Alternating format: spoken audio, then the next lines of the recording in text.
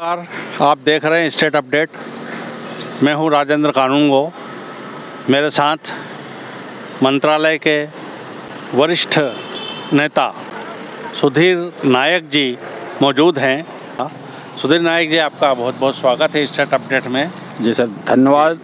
और आपके चैनल के माध्यम से सभी दर्शकों के लिए दीपावली के त्यौहार की शुभकामनाएं। नायक जी, अभी जो वर्तमान में कर्मचारी संघ की स्थिति मंत्रालय में क्या है? देखिए साहब, 2021 में मैंने मंत्रालय कर्मचारी संघ का अध्यक्ष पद से त्यागपत्र दे दिया था। उसके बाद उत्तराधिकारियों में विवाद हो गया, तो उसके कारण से विवाद इतना ज़्यादा बढ़ा कि मंत्रालयीन कर्मचारी संघ का पंजीयन ही निरस्त हो गया। तो वर्तमान में तो कोई संघ था नहीं, तो मंत्रालय के सभी कर्मचारियों की सभी मांगें और समस्याएं उपेक्षित हो रही थी।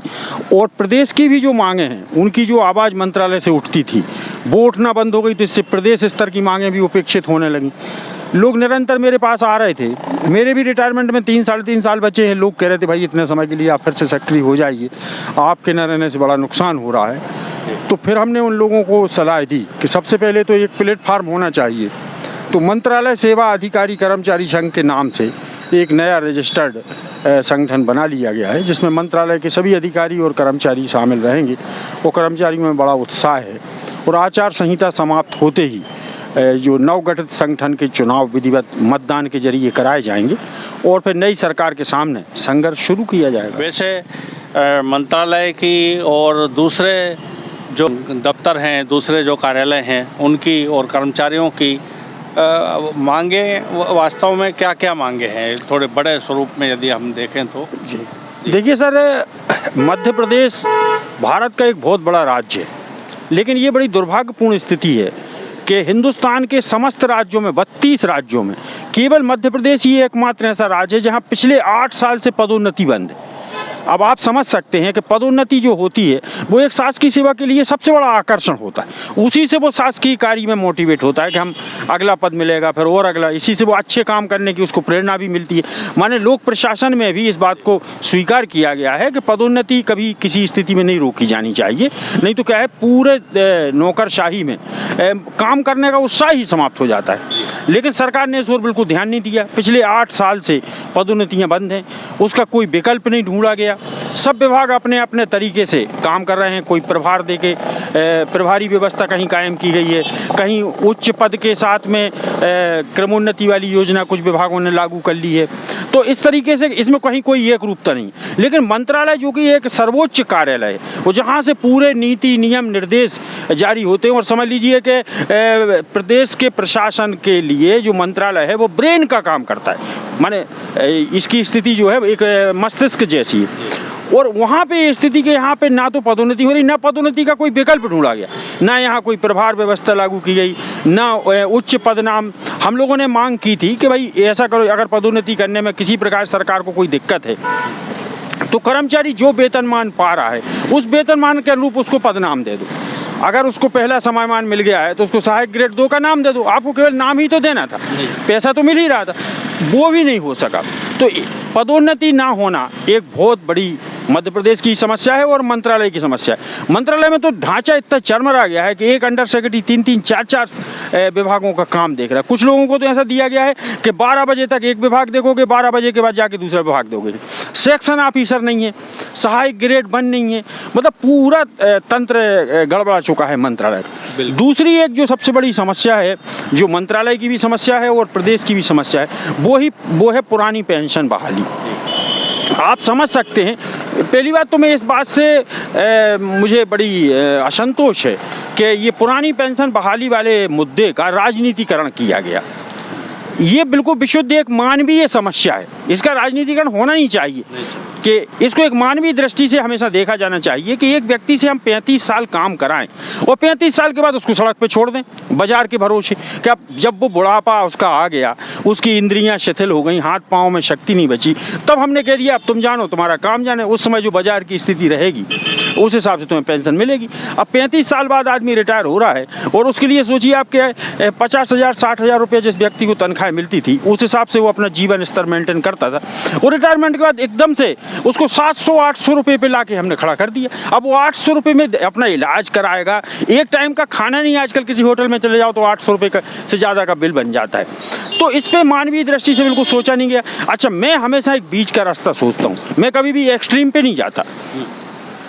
आंध्र प्रदेश ने इसका एक हल निकाला है, उसको आंध्रा मॉडल कहा गया है। उसमें उन्होंने क्या किया है कि पुरानी पेंशन की भी कुछ चीज़ें ली हैं, कुछ नई पेंशन की ली हैं, और एक बीच का रास्ता निकाला गया है कि रहेगी तो एनपीएस, पर उसमें एक न्यूनतम पेंशन की गारंटी दे दी है कि इतने से कम नहीं होगी, इससे ज़्यादा फिर बाजार के ऊपर है। भाई आपको अगर आप सहायक ग्रेड 3 से रिटायर हुए तो उन्होंने कह दिया भाई कम से कम आपको 20,000 रुपये या 15,000 रुपये न्यूनतम पेंशन मिलेगी। इससे ज़्यादा अगर बाजार की स्थिति अच्छी हुई उस समय तो आपको ज़्यादा भी मिल सकती है। तो मैंने कहा ऐसा कुछ बीच का हल निकाला जा सकता है इसका। मैंने कई बार रखा, लेकिन क्या होता है, पंजीयन रद्द हो जाने के कारण हर अधिकारी यहीं से शुरू करता था बात कि आपका तो साहब पंजीयन ही रद्द हो चुका है, वहीं पे फिर आगे बातें ही नहीं बढ़ पाती थी। तो इसलिए मैंने कहा पहले एक वैधानिक प्लेटफॉर्म तैयार किया जाए। तो एक पदोन्नति की समस्या, दूसरी ये पुरानी पेंशन की समस्या, ये दो सबसे बड़ी समस्याएं हैं। एक और तीसरी समस्या है कि सीपीसीटी जो अनुकंपा नियुक्ति से जो लड़के आते हैं वो अगर 3 साल के भीतर सीपीसीटी पास नहीं कर पाते तो उनको सीधा सीधा सेवा से पृथक ही कर दिया जाता है। और पूरे मध्य प्रदेश में कम से कम 250 लोग पृथक किए जा चुके। ये बड़ा अमानवीय है कि एक तो अनुकंपा नियुक्ति के कारण हमने उनको नौकरी दी उस परिवार को सहारा देने के लिए, और अगर वो परीक्षा पास नहीं कर पाए तो हमने उसको कठोरतम दंड दे दिया नौकरी से निकालने का।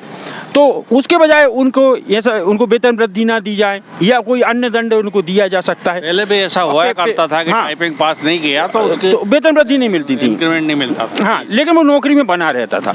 उसको इस टाइप का काम दे दिया जाता था जिसमें टाइपिंग की जरूरत नहीं पड़ती। बहुत सारे ऐसे काम हैं।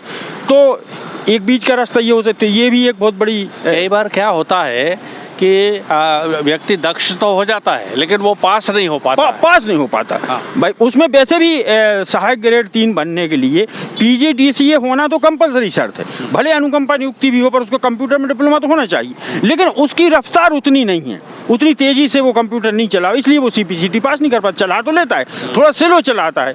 तो ऐसा नहीं है कि वो बिल्कुल काम का नहीं है। तो इस तरीके की ये समस्याएं हैं। पदोन्नति की समस्या है, आपकी पुरानी पेंशन बहाली की समस्या है, ये सीपीसीटी की समस्या है। चौथा समयमान वेतनमान दिया गया, उसका किसी को लाभ नहीं मिला। मंत्रालय में तो किसी को मिला ही नहीं, माने मंत्रालय के लोग तो उसकी रेंज से ही बाहर हैं। तो पूरे प्रदेश में किसी लोगों को मिल गया हो तो मिल गया हो, लेकिन मंत्रालय को नहीं मिला। इसी तरीके से जो नियुक्तियां हो रही हैं तो उनको 70 और 80% उस पर स्टाइपेंड पे रखा जा रहा है। इसमें भी एक रूपता नहीं है।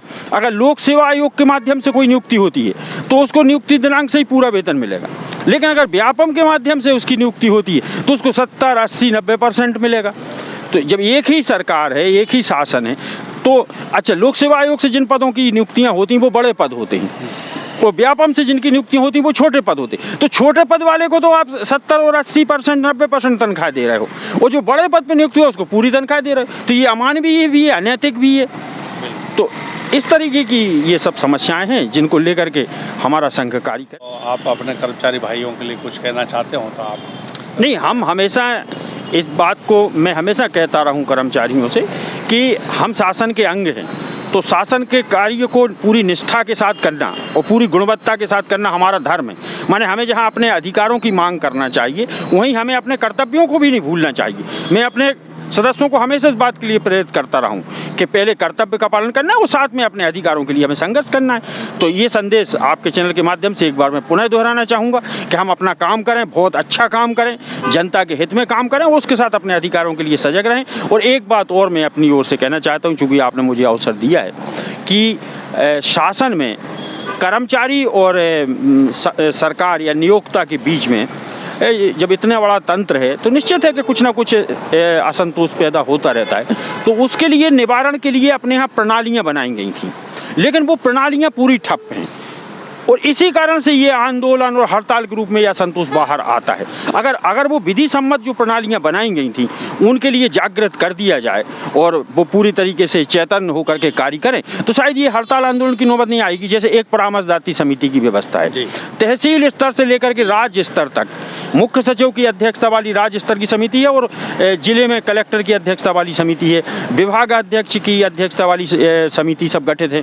बार बार जीएडी परिपत्र भेजता है कि हर 3 माह के भीतर इनकी बैठक कराना अनिवार्य है, लेकिन खुद मंत्रालय में नहीं होती। मंत्रालय में 2012 से परामर्शदात्री समिति की बैठक नहीं, अंतिम बैठक थी जिसमें मैं खुद शामिल हुआ था। उसके बाद यहाँ पर कोई बैठक नहीं हुई। फिर राज्य की जब मुकदमा नीति बनाई गई तो एक आंतरिक परिवाद समिति गठित करने का, हर स्तर पर हर कार्यालय में एक आंतरिक परिवाद समिति गठित करने का प्रावधान किया गया। ना तो इस चीज़ का प्रचार प्रसार किया गया और मुझे नहीं लगता कि वो आंतरिक परिवाद समितियां गठित भी हुई हैं कि नहीं हुई हैं। वो जहां गठित हुई हैं, जैसे मंत्रालय में गठित है नाम मात्र के लिए, लेकिन वो समिति की ना कोई बैठकें होती हैं और ना किसी के कोई समस्याएं उससे मैंने सुलझती हुई देखी। तो मैं अपने इस संगठन के माध्यम से परामर्शदात्री समिति की जो व्यवस्था है और आंतरिक परिवाद समिति की जो व्यवस्था है, इसके लिए पुनः सक्षम और सशक्त करने के लिए भी प्रयास करूँगा। धन्यवाद। मैं ये नतीजे पे पहुंचा हूं कि नायक साहब का जो कहना है कि हमें अधिकारों के लिए तो सचेत रहना है, लेकिन हमारे कर्तव्यों का भी हमको ध्यान रखना है और शासन और कर्मचारी के बीच में संवाद जो है वो सतत रूप से चलते रहना चाहिए, ताकि किसी प्रकार के आंदोलन और हड़ताल इत्यादि की नौबत ना आए। सुधीर नायक जी, आपने समय दिया, इसके लिए मैं आपका आभारी हूँ और आपको धन्यवाद अदा करता हूँ। और इसी के साथ कैमरामैन विकास के साथ मैं राजेंद्र कानूनगो, स्टेट अपडेट के लिए।